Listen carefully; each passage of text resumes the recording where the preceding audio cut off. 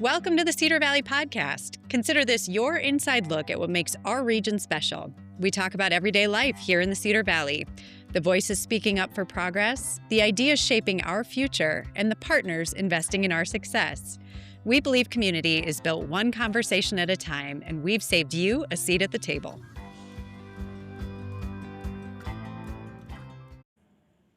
Hello, I am here with Bailey Murphy. Bailey is a CAPS associate from last fall from Waterloo Valley. Bailey, welcome. It's good to talk with you. Yeah, it's good to talk with you too. Tell me a little bit about yourself. Well, I'm Bailey, and I go to Waterloo Valley High School, and I was part of the CAPS program last year, how we talked about, and it was just a really great experience, and I had a lot of fun through it. Okay, so for those that maybe don't know what CAPS is, can you tell us a little bit about it? Yeah, so CAPS is pretty much an off-campus, during the school day class that you get to take, and you get a lot of opportunities throughout career exploration. They worked a lot on public speaking, dressing professionally, and working in a professional workspace, which is really important skills that are important for expanding out throughout college and after college. So it definitely was a great experience to open you up to those things and then learn maybe what you like and what you don't like for career options. And it overall just provides you being able to be seen as an adult at a young age, and it really helps prepare you for the future. No, I love that. I love what you said about preparing you for the future, but also for people seeing you as an adult at a young age. I think that's a really cool thing and unique about the CAPS program. So how has it for you changed how you see yourself and what you're capable of? I would say it definitely pushed my limits. Me going into CAPS, I would say I was more of a shy person. Wasn't very open about a lot of different things. I kind of listened, and I kind of learned that to grow my confidence, and I felt a lot more confident throughout public speaking and working with all those things. And I think it just shown and I can even notice it now that I can do a lot more things more confidently than what I could before. And overall just was a great experience to help me push my limit for many different aspects of my life. That's great. So CAPS really helped you get out of your comfort zone and helped you build confidence. Very cool. I love that. That's a great testimony for the program and what it can do for its students. So thanks for sharing that. So when you think about life after graduation from Waterloo Valley, what are you considering right now? I don't know for sure what college I want to go to, but I do know I want to go to a 4-year college and do something in the exercise science, kinesiology realm. And just CAPS has provided me with different opportunities to shadow and learn more about my personality, to get to know if these are good career fits. And so I'm kind of thinking more that kind of route for after high school. Awesome. So would you say that CAPS really helped you identify what it was you wanted to do after you graduated from high school? Yeah, I think throughout the trainings, and then obviously they give us a lot of opportunities to do career exploration. It really did help me develop some kind of an idea of what is good for me and what's not. 'Cause I've learned, oh, I don't like this, and I'm well, I'm glad I did that, because otherwise I could be sitting here wondering, well, do I like it or not? So Yeah, absolutely. That's a yeah. great point. So, I am sitting down tomorrow with the mayors of Waterloo and Cedar Falls. And if you could ask our mayors one question about leadership or the future of the Cedar Valley for somebody like you, what would it be? Why should someone my age feel confident about building a future here in the Cedar Valley? Oh, that's a great question, and I will be excited to hear how they Mhm. answer. Well, thank you so much for spending some time with me, Bailey, and I wish you best of luck in whatever you do moving forward. Thanks for sharing Thank today. you.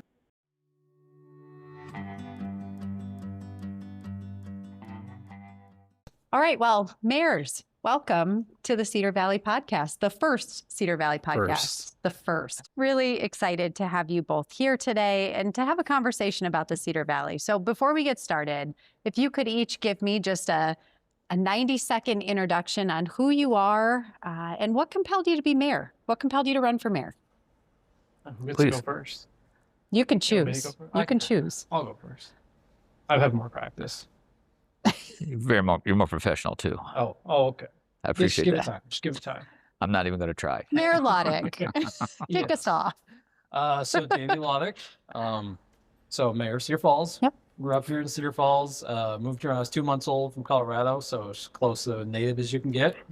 Went to Cedar Falls High School, and then went to UNI, and switched majors 6 times. So went through originally an art major, interested in industrial design, 3D digital art, and ended up just kind of cycling through computer science and physics, international relations, electrical engineering, manufacturing technology, and went into business economics, leisure use, human services, and then ended up in business economics. That's a lot. And then decided I should graduate. And call. committed to my mother that I would not switch majors again. Mhm. And so did that. Went down to Kansas City for just short term to a software development company down there doing some business analytics.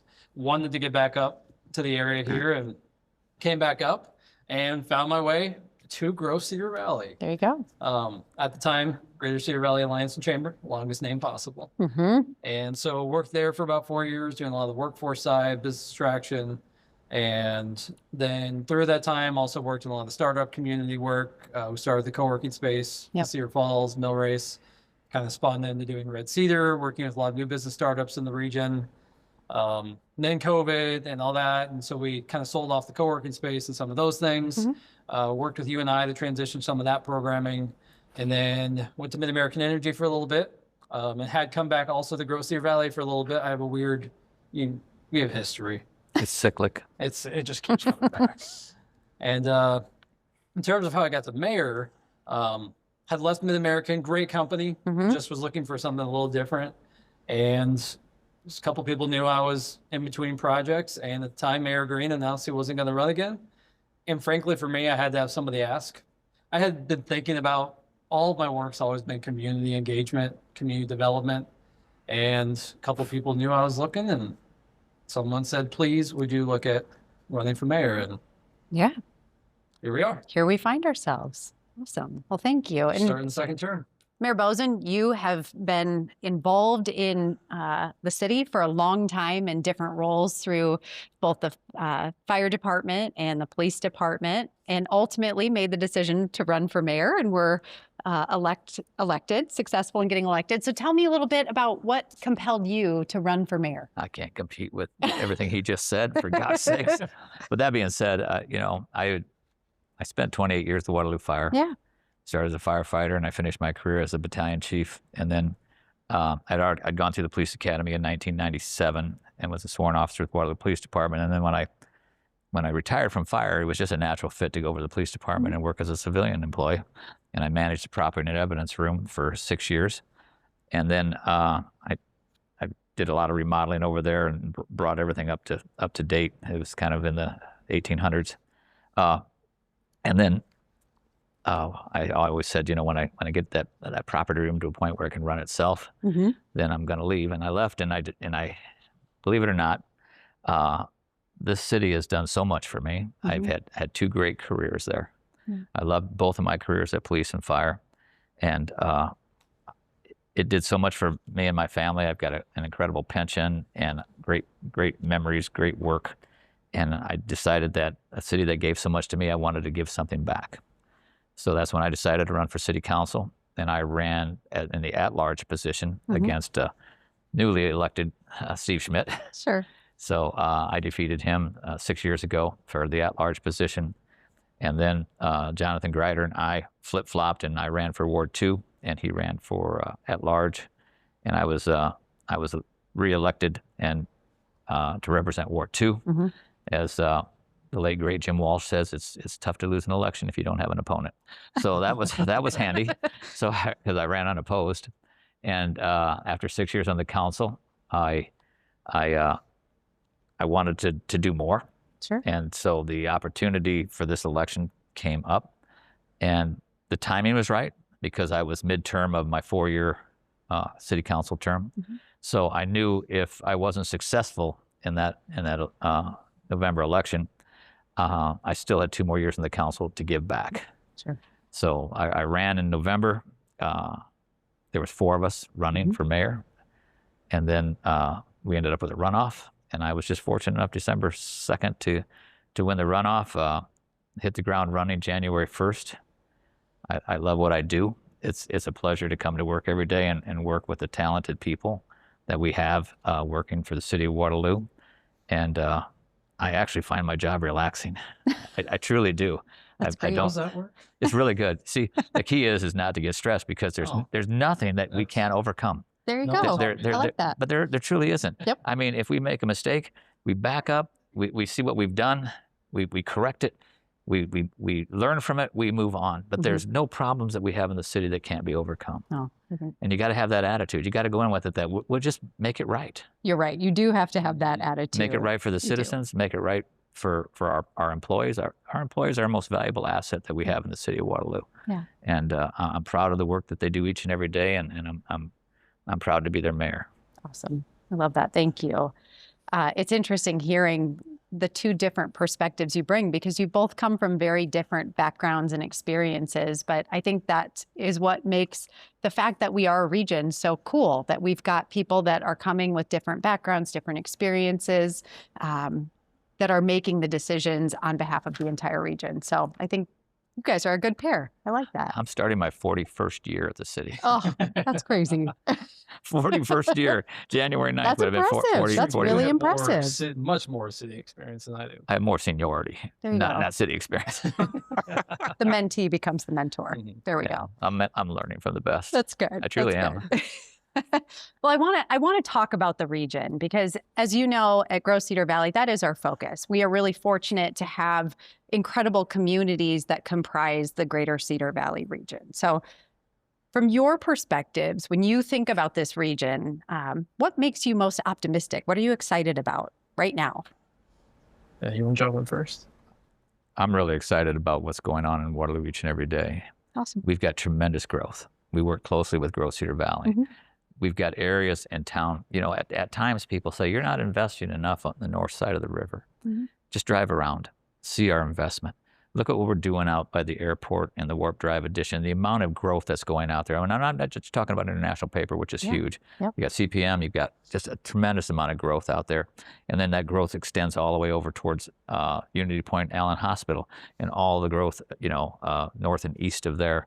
And throughout the entire city of Waterloo, we see it. We're just getting ready we're finalizing the plans for the South Waterloo Business Park. Mm-hmm. And we've got tremendous interest in that right now, which is really exciting because we've got 5 people that are already committed to locate there, or 5 businesses, and more are asking about it. Mm-hmm. It's because as soon as we get the roads in, that area there is going to look like Warp Drive out there, and with that amount of growth. So we've got a lot of growth going on in the Cedar Valley. I mean, we had, you know, $304 million worth of permit value last year. We're already at about $210 million starting the first of the year. We've got about $11 million sitting on the plan review desk, you know, just projects waiting to start. Yeah. But But it's not just the business and industry and everything and the growth that we have. It's everything that Waterloo and the Cedar Falls and the entire Cedar Valley has to offer. Mm-hmm. This is an incredible place to live. I agree. I mean, it truly is. And it's, you know, you can live out in California and you can be 9 miles from someplace and it takes you 45 minutes to get there. You can get anywhere in Waterloo or Cedar Falls in 15 minutes. Yeah. That's the advantage of living here. I completely It agree. truly is. So Yeah. we've Took me got, 16 minutes to get here, actually. yes, because We know. I hit all the red lights. it was We know. probably our roads weren't plowed. It's a sore spot.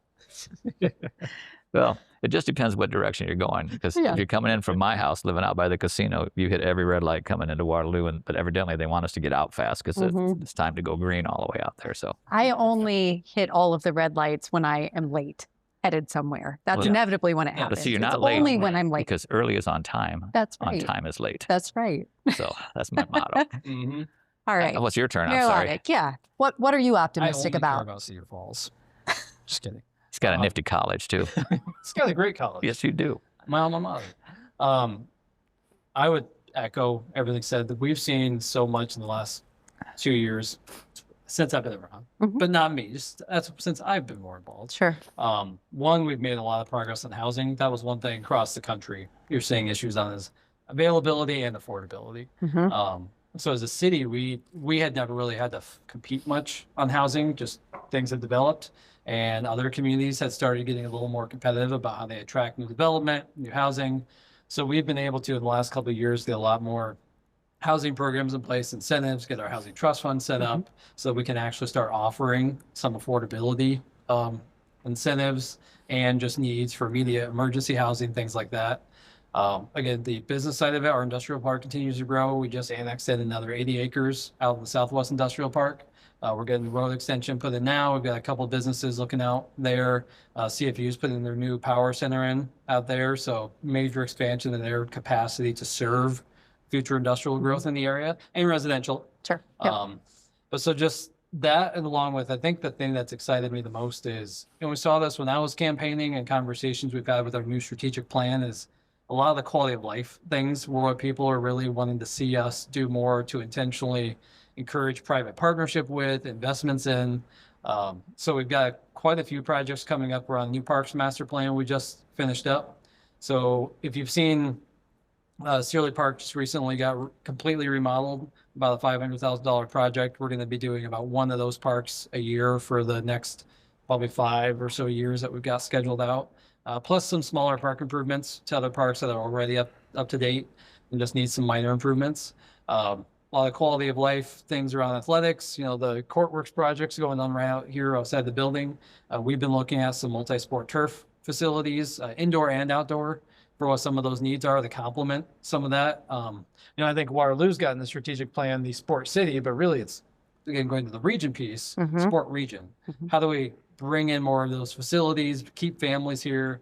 Because that's the thing, you talk to any young family and the first thing they will tell you is how much they're traveling to every other community to go to basketball tournaments, baseball, softball, volleyball, and the amount of money they're spending going to all these other places. So I think for us to be investing in keeping some of that here, and not just keeping the money here, but the families, bringing other families from outside the region to come see the Cedar Valley. You know how it is, you never think of a place as a potential place to go live, have a job, until you've been there. And so the more we can do to bring people from across the state into the Cedar Valley, that's just going to help us more and more with getting more attraction to the region. Every business you talk to still asks, can we find the people? Sure. And so that continuous conversation of how do we continue to show the population growth, but also just that we are investing in the amenities that will keep people here. So if a business like International Paper is looking to invest, I can't remember how much that project was. Significant. 280 million, somewhere around there. Significant dollars into projects that they know the community's investing alongside them. Yeah. So I think that's what I'm most excited about is right now there's a really good interplay between the communities, but also I think between the private industry and the communities. I think they're seeing the investment in the amenities that they need to see to feel comfortable investing here. And then we're seeing them making that investment to match it. No, I love that. And you're absolutely right. I think we've talked about this before. Businesses aren't looking specifically at the city that they're located in, but they're looking regionally. They want to make sure that the employees that they're going to have on their teams have things to do and can have great quality of life across the region. So I think that's a really critical point. You talked about sports region, and so I want to kind of piggyback off of that. And I want to talk about how you work together and even beyond that, how you work with the other communities in the region. So can you talk a little bit about the importance of working regionally, working in partnership, and what the benefits of that are? Yeah, I can jump in first. Please. So I'll use just recently the multi-sport turf is something we've been talking about. And I had spoke with Mayor Bozen's predecessor, Mayor Hart, before we even looked at that project. I had an intuitive feeling just that, hey, we've got Courtworks going on, but I wanted to make sure, hey, if we look at doing some turf stuff, does that get in the way of what you're doing? Is it duplicating what Waterloo's already doing? And it sounded like there wasn't really any active conversations around outdoor turf. So perfect. We'll kind of take a lead on that. But the location we're looking at, there's a couple of potential areas. We're trying to keep it centralized because in that conversation included Waterloo schools with their new school. You know, they had looked at, do they fundraise for their own whole facility? Or can we maybe partner to be able to, if we do some sort of complex, can that help provide some facilities for them so they're not having to duplicate and build all of their own facilities? So I think that type of collaboration of any of those amenities, I know when Courtworks first got announced, I had a council member or two were like, oh, did we miss out on our chance to do this? I'm like, guys, actually, this is great because there's going to be people that come here, they're going to stay in our hotels, they're going to shop in our downtown, and our families are going to stay here for tournaments. So it's a great incentive and a great amenity for the entire area. So I think just those types of projects of looking at, are there investments we can make as a city that will be a regional amenity that then doesn't overlap and duplicate what Waterloo might be doing, or Hudson, or some of the other surrounding communities that might not think of them as a partner, but they might have a lot of interest in how they could use those facilities without having to invest all the money to build their own, because they're expensive. No, and that's a good point. Redundancy, when you eliminate the redundancy, it means that there's open dollars to be able to spend on other things, right? Yeah. So it allows for more of those amenities and those things that are, again, what make the Cedar Valley a great place to call home. Mayor Bozen, how about you? But when, where we're investing over $30 million, or not the Cedar Valley, is the Court Works facility, over $30 million, where we're investing in brick and mortar. When you start talking about One Cedar Valley, and what they're doing with their turf, what we're offering over here, we're collaborating in a way to bring sports here, and as you said, not duplicate services, but create more amenities that make the entire Cedar Valley attractive to go. And we've got so much going on. I'm so excited. We're talking about the spring of 27 of the Court Works opening up. And then the growth that's going to create just in this area down here. Working with Vanderwall and Associates, and designing and working with that growth to try to have the amenities that are going to complement the Court Works, but to work to see Cedar Falls, on their turf projects and what that's going to bringing people to the Cedar Valley. When you're over here and doing those turf projects, what do we got on the other side of town? We've got an incredible water park, we got a theme park, we got a KOA campground, and so people are going to be using and intermingling in both cities, and restaurants, hotels, all the shopping, all the amenities. It's a win-win for all of us. Yeah. And I've always said, if Waterloo prospers in one area, we all prosper in Cedar Falls. Just if Cedar Falls gets a development agreement that we were both competing on, so be it, because you know what? We all prosper from it. Yes. And it's part of that population study. It's part of that being one valley where we're not competing against each other. We're working towards a common goal. And that's really, it's kind of an exciting time to be here and be involved in that. I agree. And I think we have the right leaders at the helm to move that work forward. So thank you for your leadership.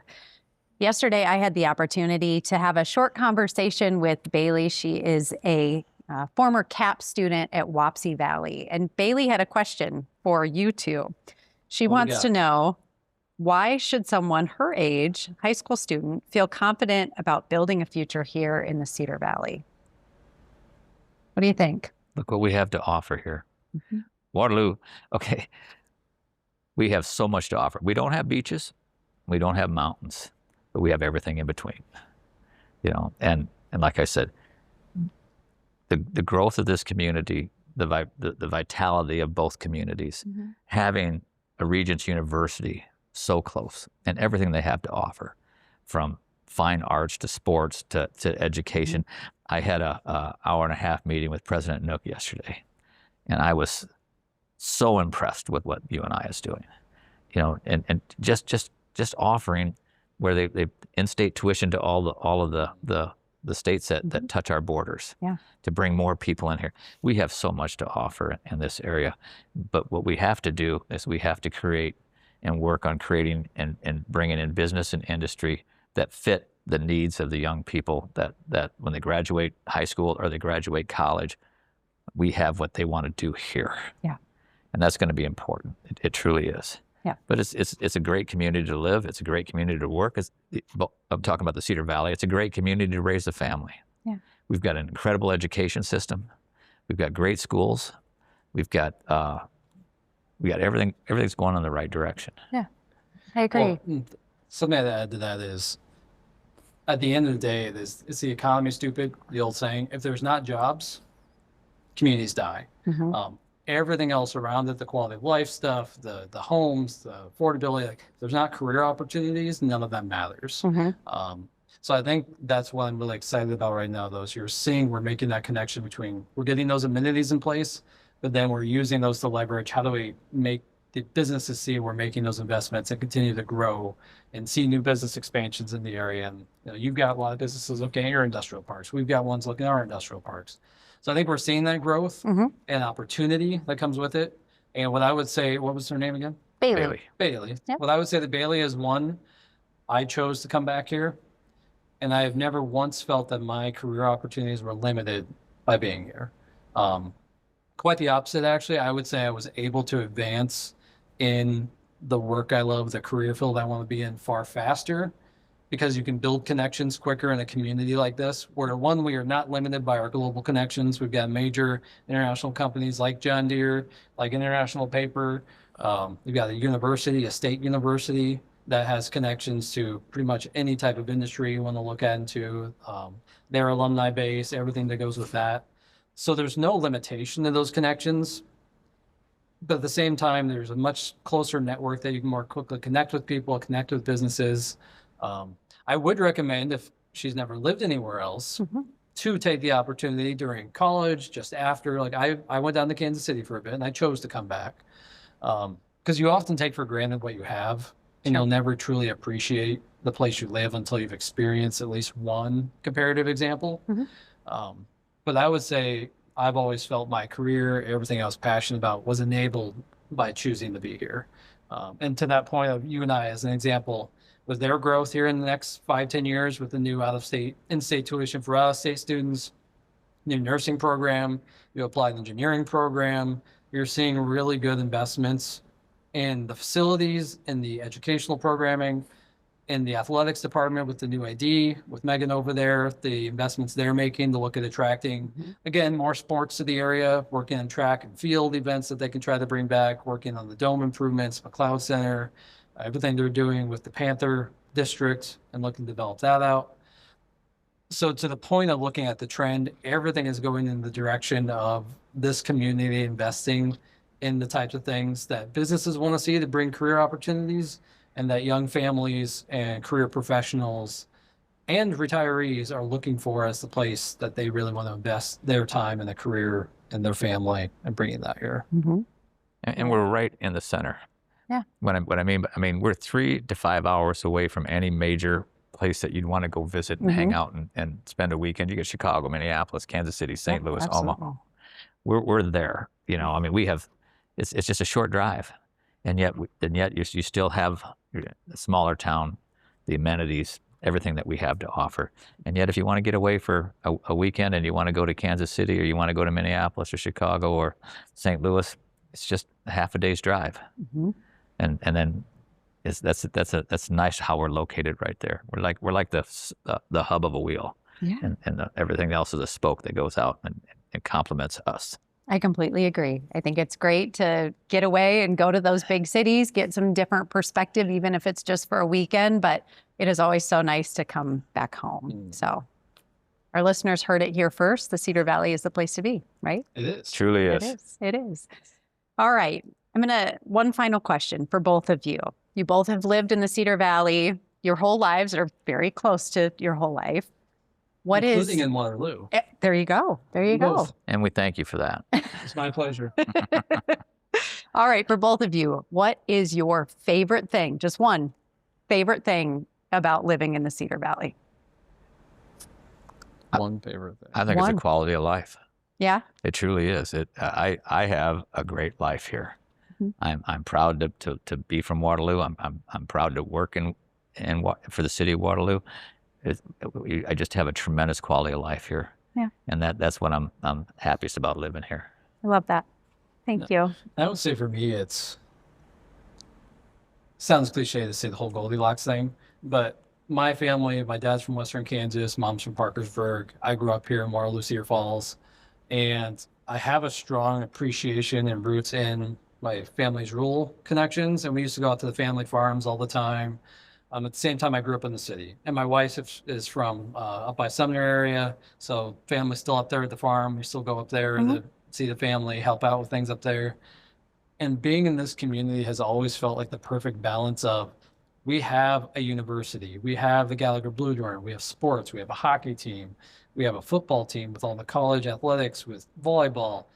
So I've never felt limited in the things to do. Like, we have amazing downtowns. We've got all the things that you would hope to have entertainment options for. But at the same time, I can get anywhere in 10 to 15 minutes. I can travel anywhere. In 5 minutes, you can literally be in a cornfield, at least from where I live. Do you spend a lot of time in a cornfield? Not a lot of time in cornfields, especially most of them are private, and that would be trespassing. So I tend to avoid Probably a good call. Just a little weird sometimes. But just that balance of being in a city with all the amenities you would expect in a city, but also still feeling that pace of, if I just need space to relax and not feel in the rush of everything, it's not hard to do that. And there's just a mentality, I think, here of, you got that cultural access to those things, but you've also still just got that really strong, this is what I used to love about Iowa, just that family, neighborhood connection of help your neighbors out when you see someone in need. If someone needs a ride, give them a ride. If you're out plowing, if you're fortunate and you have a snow plow, you're usually checking like, oh, neighbor, can I help you out with yours? And just having that type of smaller town feeling and still that neighborly connection, but still being able to feel you have access to all the cultural amenities, all the professional opportunities that come with the city. I don't think you find many places that really can meet that balance. And I will say, as a mayor, it's hard to keep that balance. Sure. Because, being a small town feeling is difficult for things like parking. Parking is one of those things that we have free parking right now, timed parking in downtown Cedar Falls. But that's difficult to always maintain because people expect that in a smaller town. But also when you start getting busy, paid parking is one of the best ways to manage it. And parking's never happy. Thank you for working parking into I had our to work first parking in podcast. some way. There's no way. Thank you for bringing that bad topic up for me. On that note, On that note, you can borrow my pass. There we go. There we go. So we've talked about quality of life. We've talked about pace of life and just general Iowa nice. It is a great place to call home. And again, we appreciate you and your leadership, and we're excited about what's to come in the next several years as the community does continue to evolve and grow and develop under your leadership. But Grow Cedar Valley is going to be an active part in every moment of that. We appreciate that. Truly believe that, and that's what's fun. We're all right here. Yes. The key players are sitting right here. Yeah. So I'll second that. Just to this is a Grow Cedar Valley podcast, and again, full disclosure to everyone watching, I used to work here. There's conflict of interest, but that's okay. There's zero conflict of interest. Now there's zero conflict. So that regional approach, because every business you talk to, they don't care about one city or another. They think of us as a metro and as a region. So when they're looking to come here, we need that type of approach. We need people out there being able to sell the community, recruit businesses to the area. And then the work you guys do with the newcomer event coming up here shortly, a lot of those things are critical to us as a region being able to pull people in, because we know we have to think of each other as cities. We have a defined scope of responsibility. General public, business community, others don't think of this as political boundaries. So having that type of leadership to help approach things from that direction is hugely beneficial. Wow. We appreciate you and your partnership. So thank you. Thank you for being a part of our inaugural Cedar Valley podcast. Thanks for having us. Yeah, no doubt. All right. It was fun. I agree. Thanks for joining the conversation. More stories, updates, and voices from across the Cedar Valley coming your way. Stay tuned for the next episode.